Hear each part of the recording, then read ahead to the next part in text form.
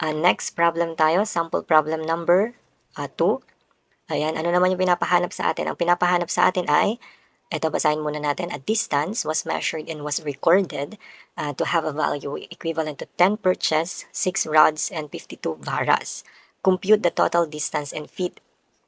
Ayan, so pinapahanap sa atin yung total distance in feet. So ito yung mga na-record na mga measurement. So 10 perches, 6 rod, 52 varas. Ngayon, kukunin natin yung total distance nila in feet. Ayan, so titingin tayo dito sa may conversion table natin. So dito, 10 perches. So 10 perches, ito pwede natin gamitin yan. 10 perches equal to 1 rod. And then, ito, 25 links. Pwede natin link.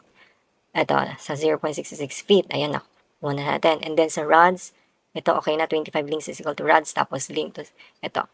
And then, yung vara, ito, 1 vara is equal to 36 point inches. Ayan. And itilista lang natin dito. So, 1 perch ay equivalent to 25 links. Ayan, 25 links. And then, ang 1 rod ay equivalent siya sa, ayan, 25 links din. And then, ang 1 vara ay equivalent siya sa 33, ayan, inches. 33 inches. And then next, ano pa yung pwede natin gamitin? Ito pala, 1 link.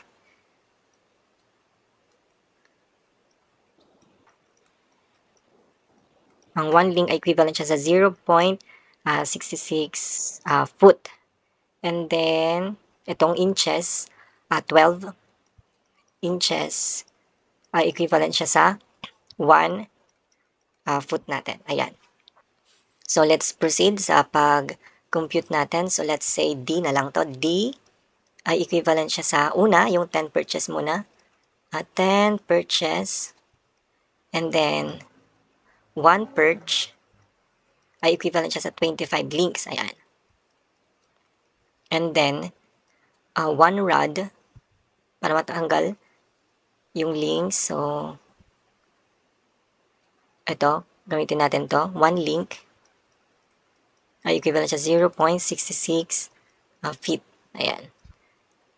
And then next, i-add natin plus, ano ba yung plus? Next is yung 6 rods. So, 6 rods. So, ito yung natin, mga unit natin kasi iba-iba. So, ipunta natin lahat sa feet. Ayan.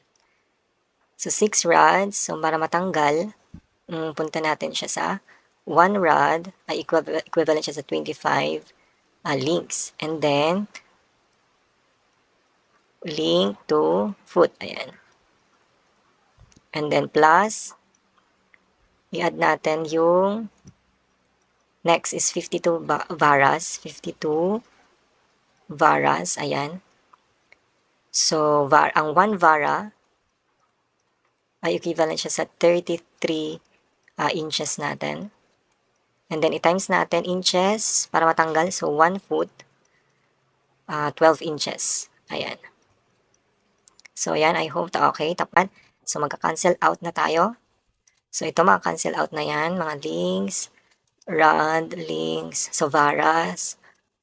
And then, ang matitira na unit natin ay nasa foot na or feet. Ayan.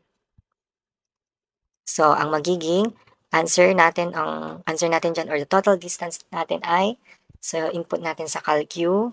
Ayan. So, sabayan nyo ko 10 times 25 times 0.66 plus 6 times 25 times 0.66 plus yung 52 times 33 times 1 over 12. Ayan. So, ang magiging sagot natin ay 407. Ayan.